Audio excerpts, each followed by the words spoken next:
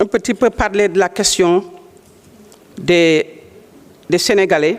Bon, on a aussi parlé aussi d'autres préoccupations par rapport aux véhicules, c'est noté, véhicules qui seulement durent 8 ans et il y a des propositions 10 ans, 15 ans. Je pense que c'est aussi des questions qui vont être étudiées et on va vous revenir.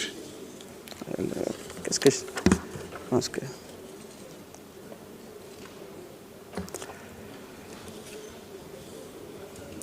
Pour la question de la démarcation de la frontière terrestre avec la Gambie, les commissions nationales de gestion des frontières des deux pays ont entamé des travaux. Nous avons même entrepris une commission tripartite avec la Gambie et la Guinée-Bissau, en vue en fait ainsi de renforcer non seulement les accords économiques, mais aussi de regarder toutes ces questions relatives aux frontières. Les commissions nationales de gestion des frontières entre la Gambie et le Sénégal ont entamé des travaux et un tracé de la démarcation des frontières déjà identifié. Des visites de sensibilisation auprès des populations de ces villes frontalières sont prévues prochainement pour gérer conjointement les conflits frontaliers signalés et impulser aussi les activités génératrices de revenus entre les ressortissants sénégalais et gambiens.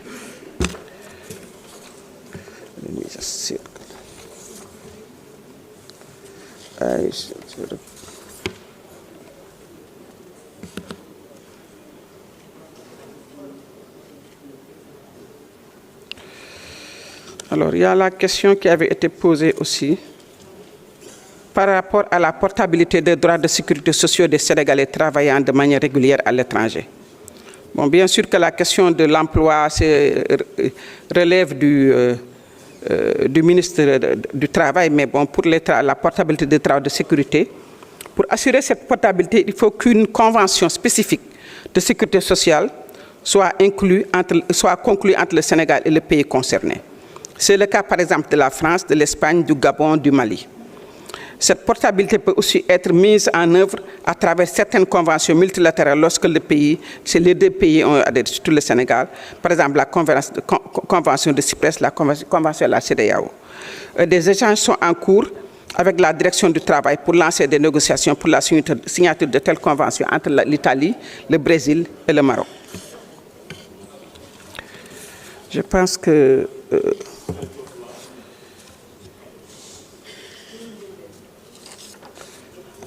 voilà, quelques questions ici par rapport au député Baragay, oui, qui a parlé de la question de notre sœur Mbayang.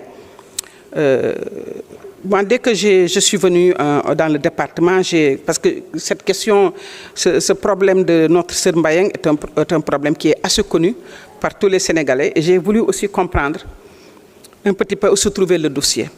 Donc, j'ai rencontré le personnel de l'ambassade quand nous étions à la conférence de l'OCI avec l'ambassadeur qui était là-bas pour voir où se trouvait, comment en fait le dossier était en train d'avancer. Et comme vous le savez, seule la demande de grâce adressée au roi pourrait en fait nous permettre de sauver notre compatriote et d'enlever cette peine qui plane sur sa tête. Et je pense qu'il est là, en place, pour essayer de trouver une solution en demandant cette grâce au roi avant que l'autre enfant, qui est encore mineur, atteigne la majorité. Parce que nous savons que si les deux enfants atteignent la majorité tous les deux, ça va être beaucoup plus compliqué parce qu'ils pourront prendre cette décision que leur père est déjà en train de pousser. Donc nous exprimons notre solidarité à Mbayang et à toute sa famille et nous continuons à suivre le dossier, à prier aussi pour qu'il y ait une fin heureuse dans ce dossier assez sensible.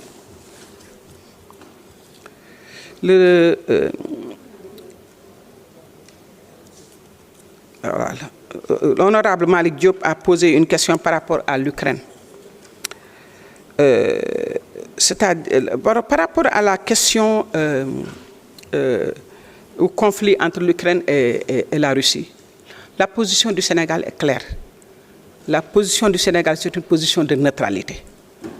La position du Sénégal, c'est une position demandant aux partis belligérants de se retrouver autour d'une table et de pouvoir s'entendre pour un accord de paix. Donc nous ne sommes ni pour la Russie, ni pour l'Ukraine. Mais par contre, si l'Ukraine ou la Russie ou quelque autre pays au Sénégal fait l'apologie du terrorisme ou encore célèbre des soldats de pays frères qui ont été tués par des terroristes, nous avons pris une décision de convoquer l'ambassadeur et de l'avertir. Et je pense que ça, c'est une décision assez importante parce que le Mali est un pays frère. Quelle que soit la crise qui se trouve au sein de la CEDEAO, nous sommes membres de la CEDEAO et le Sénégal l'a revendiqué et le répète. Mais le Mali, le Burkina Faso, le Niger sont des pays frères. Et donc nous ne pouvons en aucune façon accepter qu'un ambassadeur qui en fait sort même de son cadre que lui autorise en fait sa présence au Sénégal se mette à célébrer des pays frères où des soldats ont été tués par des terroristes. Par rapport à la ratification du traité de Marrakech, que le Sénégal a signé en 2013, un dossier de ratification avait été transmis au secrétaire général du gouvernement il y a un moment, et la procédure sera reprise une nouvelle saisine du ministère de la Santé. Et sera opérée aussi. Donc, je pense que c'est toutes ces questions-là.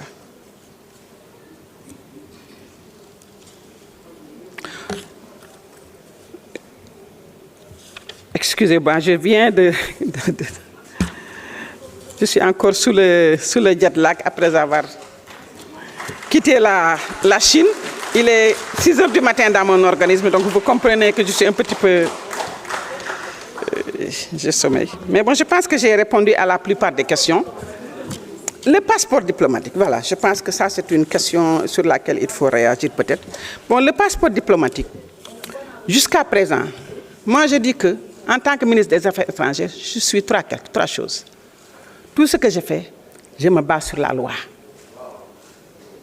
Deuxièmement, li may def naa yemale ñëpp naa def dëgg. ñetteel ba projet bi nga xam ne moo tax ñu taf ci Sénégalais yi ma taxaw ci. Passeport diplomatique yi ma wax ko ci wolof. Loi bi nga xam ne bi moo ñu tënk ñun tey te mën naa leen ko yéene, c'est la loi de 1990 qui définit kan la ministère bi war a ñu mën a jox passeport diplomatique ak kan la ñu mën a jox passeport diplomatique mu nekk une décision du chef de l'État par exception. C'est-à-dire que c'est le chef de l'État qui a la prérogative donc de donner un passeport diplomatique en dehors des personnes qui ont été définies dans cette loi de 1990. Il est vrai qu'avec l'ancien régime, on donnait des passeports diplomatiques et je pense qu'il y avait une entente que le président de la République avait donnée à un certain nombre de personnes. Il se trouve que le 28 mars, après l'élection présidentielle, le 28 mars 2024, un nouveau décret est sorti. Et ce nouveau décret a été signé après l'élection du président Bassirou Diomaye Diakhar Faye. Et c'est sous ce décret du 28 mars qui inclut, et c'est ce décret qui détermine en fait, qui a inclus les députés dans ce nouveau décret. Mais ce décret-là, nous n'avons pas accepté. may leen ma rek dañuy waxtaan rek waaw voilà waaw. S'il vous plaît, Madame le ministre, vous continuez là. You have to go.